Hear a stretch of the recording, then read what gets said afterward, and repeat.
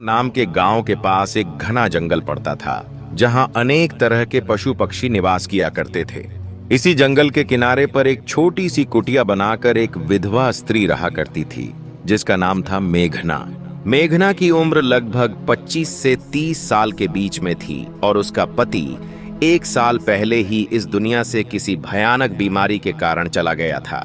मेघना के पास अब कोई सहारा नहीं था। वह जंगल से लकड़ियां इकट्ठा करती और गांव में कुछ सिलाई बुनाई का काम करके अपने जीवन को किसी तरह से जीती थी। वह सुंदर थी, लेकिन उसकी आंखों में एक गहरा दुख रहता था, क्योंकि गांव के लोग उसकी सुंदरता के पीछे उसके अकेलेपन का उपहास करते थे। पर मेघना ने कभी किसी की बात का बुरा नहीं माना। उसके लिए अब जीवन का अर्थ बस रोज की आवश्यकताओं को पूरा करना और किसी तरह से दिन काटना ही रह गया था। एक दिन मेघना जंगल में लकड़ियां इकट्ठा कर रही थी कि तभी पास के पेड़ से एक बड़ा सा बंदर नीचे उतरा और उसके सामने आकर बैठ गया। मेघना उस बंदर को देखकर थोड़ा सा डर गई, लेकिन जब बंदर ने कोई आक्रमण नहीं किया और बस एकटक निगाहें लगाए मेघना को देखता रहा तो वह कुछ शांत हुई। मेघना ने धीरे धीरे उससे नजरें मिलाईं और कहा, तू कौन है, क्या चाहता है? उसके इतना कहते ही बंदर ने सिर झुका दिया, जैसे कि यह बात उसकी समझ में आ गई हो। मेघना हल्के से मुस्कुरा दी और फिर अपने काम में लग गई। बंदर वहीं बैठा रहा और उसे देखता रहा। जब मेघना अपनी लकड़ियों को बांधने लगी तो बंदर आकर उसकी मदद करने लगा। मेघना आश्चर्यचकित रह गई। उसने बंदर के सिर पर प्यार से हाथ फेरा और कहा, तू बहुत समझदार है। उस दिन के बाद से नित्य वह बंदर मेघना के पास आता। वह कभी उसके लिए फल लेकर आता तो कभी उसके काम में किसी तरह की मदद कर देता। कभी कभी वह मेघना की झोपड़ी के सामने बैठकर शाम तक खेलता रहता था। मेघना के जीवन में एक नया रंग भर चुका था। उसके होठों पर मुस्कान लौट आई थी। इसी तरह समय बीतता गया और मेघना व बंदर के बीच एक अनोखा रिश्ता पनपने लगा। मेघना जब भी अकेली होती तो बंदर उसे हंसाने की कोशिश करता था। जब वह उदास होती तो वह उसके पास आकर उसके कंधे पर सिर रखकर बैठ जाता था। अब मेघना भी उसे अपने परिवार का एक हिस्सा मानने लगी थी। एक रात मेघना अपनी झोपड़ी के बाहर बैठी थी। चांदनी रात का वह आनंद ले रही थी कि तभी उसने देखा, बंदर पास ही एक पेड़ की डाली पर बैठा उसे देख रहा था। मेघना ने उसकी ओर देखा और मुस्कुरा दी। तू मेरे साथ हमेशा रहेगा ना? मेघना ने पूछा। बंदर ने धीरे से उसकी ओर छलांग लगाई और उसके पैरों के पास आकर बैठ गया। मेघना ने उसे अपनी गोदी में उठा लिया और प्यार से उसके सिर पर हाथ फेरने लगी। उस रात पहली बार मेघना को अपने अकेलेपन का एहसास नहीं हुआ। इसी तरह दिन बीतते गए और मेघना व बंदर का रिश्ता और भी गहरा होता गया। एक दिन मेघना बीमार हो गई। उसे तेज बुखार था। वह झोपड़ी में लेटी हुई थी और बंदर चिंतित होकर उसके पास बैठा हुआ था। उसने जंगल से कई तरह के फल लाकर मेघना के सामने रख दिए। मेघना ने मुश्किल से आंखें खोलीं और धीमे स्वर में कहा, तू मेरी इतनी चिंता क्यों करता है? बंदर ने उसकी आंखों में देखा। उसकी निगाहों में एक गहरी आत्मीयता थी, एक ऐसा प्यार जो शब्दों से परे था। मेघना ने धीरे से उस बंदर का हाथ थामा और सो गई। बंदर रात भर उसके पास बैठा रहा। कुछ दिनों के बाद मेघना पूरी तरह स्वस्थ हो गई।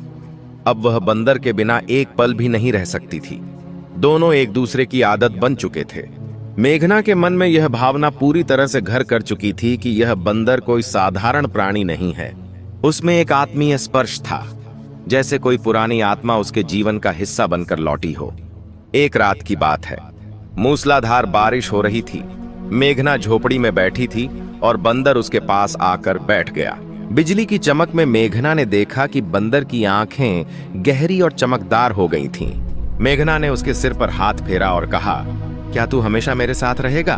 बंदर ने धीरे से उसकी गोद में सिर रख दिया। मेघना की आंखों से आंसू बह निकले। उसे महसूस हुआ कि उसके जीवन में जो स्थान अभी तक खाली था वह अब भर चुका है। उस रात उसने बंदर को सीने से लगा लिया और पहली बार उसे एक अजीब सी आत्मीयता का एहसास हुआ, ऐसा जैसे वह किसी अपने को वर्षों बाद पा गई हो। इसी तरह समय बीतता रहा, लेकिन अब मेघना को अपने शरीर में एक अजीब परिवर्तन महसूस होने लगा। उसे मतली आने लगी, उसकी भूख बढ़ गई और धीरे धीरे उसका शरीर भी बदलने लगा।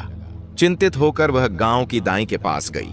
दाई ने जांच करने के बाद कहा, मेघना, तू गर्भवती है। यह सुनकर मेघना आश्चर्यचकित रह गई। उसने दाई से कहा, यह कैसे संभव है? मेरा तो कोई पति नहीं है। दाई ने उसकी आंखों में देखा और शांत स्वर में कहा, पर यह सत्य है बेटी। मेघना उलझन में पड़ चुकी थी। वह लौटते हुए सोचने लगी, क्या यह संभव है? उसे वह रात याद आई जब उसने बंदर को अपने पास सुलाया था और उसके मन में एक विचित्र शांति, एक गहन आत्मीयता का एहसास हुआ था। क्या यह संभव है कि बंदर ही उसकी कोख का कारण हो? यह सोचकर वह डर गई और उलझन में पड़ गई। अब मेघना हर दिन बंदर को देखती, लेकिन उसके मन में भय और संकोच का भाव घर कर चुका था। बंदर पहले की तरह ही उसके आसपास घूमता, उसकी मदद करता, कभी फल लाता, कभी लकड़ियां इकट्ठा करता। पर मेघना के मन में अब कई प्रश्न मंडराने लगे थे। क्या यह प्रेम था, या कोई चमत्कार, या फिर कोई अभिशाप? क्या वह बंदर वास्तव में एक साधारण प्राणी था, या कोई देवता था, या कोई शापित आत्मा? मेघना इन प्रश्नों से घिरी हुई थी, लेकिन उसके पास इनका कोई उत्तर नहीं था। अब वह गहरे द्वंद्व में उलझ चुकी थी। गर्भ ठहरना कोई साधारण बात नहीं थी। धीरे धीरे यह बात गांव में फैलने लगी कि मेघना गर्भवती है।